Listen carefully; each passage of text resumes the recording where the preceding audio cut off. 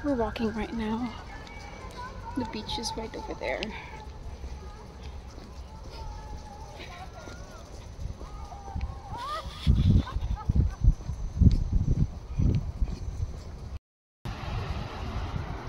Sa baba niyan, may hagdan papunta talaga doon sa may beach area.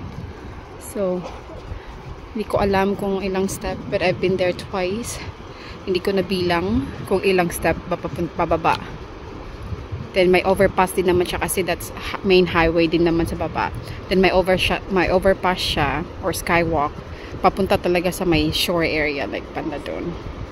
So, some of people na mag-fishing doon nakita ko, and then most of the people pasa doon may mga renta din na mga surfboard dyan if you guys want, kung magsa-surfboard or marunong kami softboard, like surfing, what I mean, like right there, surfing board. And then yun, mga taga dyan, mostly taga dito din naman ang usually nagsa-surf dito. So then may Japanese to China area there, may Coe Pond right there. Ang daming isda dyan. And then may mga panda. And then may panda statue para sa mga bata. And then may mga, I think, I'm not sure. Kasi sa ilalim nito, nagpapunta kami doon before.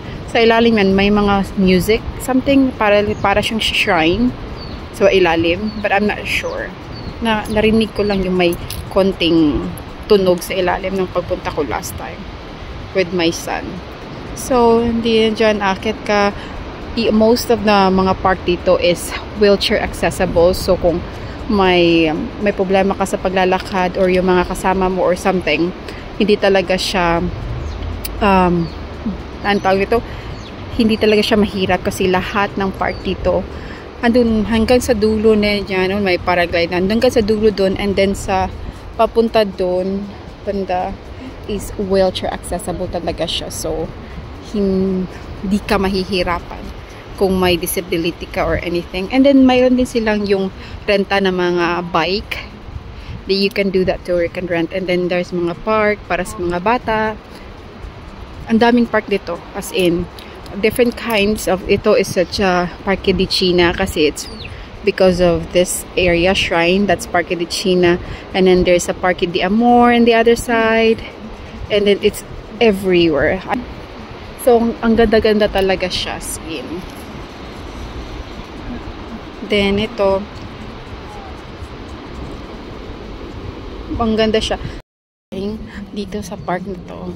Halos dito may mga workout bench din, mga ganyan. So, kung gusto mo lang mag-chill while doing a little quick workout with the view, dito yung maganda. Ang dami nito mga, alam mo, everywhere, mga park, and mayroon ganito. Ito, paakyat. A little hill. Paakyat. So, naka 3 miles na ako ngayon ng walking. And hindi ko alam ilang steps na to yun. So, and then dito din guys, lahat may cleaners. Wala kang there, you don't see leaves, and then they're watering the plant all the time, like 2 or 3 times a week kung pwede. They will think. Pero make sure din na pag maglalakad ka dito, make sure na dahan-dahan lang kasi yung slippery, very very slippery siya pagbasa. Tennis court dyan sa kabila, tennis court, ang daming tennis court dyan, dun sa kabila pa. And ito, nagta-tennis sila. Ang lapit lang talaga yung paraglide area, so papunta tayo doon and we'll see kung may makikita tayong mag-take off and landing doon. We're just gonna hang out there for a little bit para makita kung ano. Dyan usually maglilibot-libot lang siya. I think mga 10 to 15 minutes. Hanggang 15 minutes yung magpa-paraglide ka lang ng ganyan. It's so cool and the view is very very nice. So eto na. Sige, paikot-ikot lang sila dyan. Oh, let's just take off. Woo!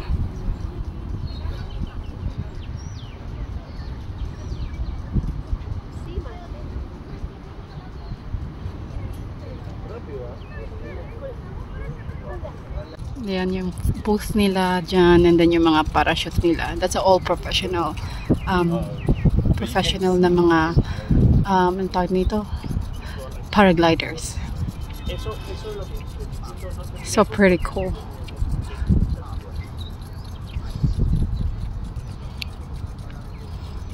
Ako naghihintay, waiting na someone will take off from there. They're putting their gear na attach each other. Ready for takeoff. Run. Wow. Wow.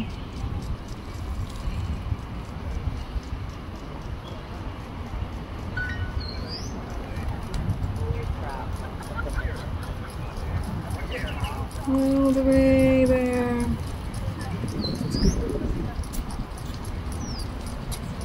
There we go. I think it is about to land very soon.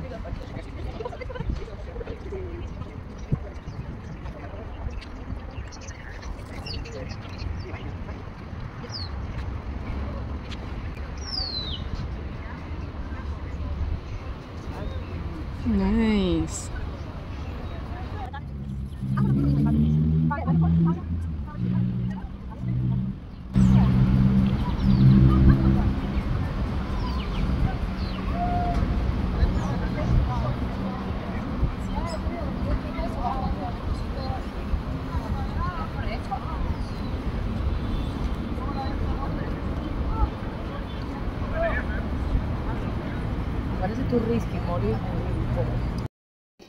Okay guys, I'm home, so now it's already noon, so I have to prepare lunch.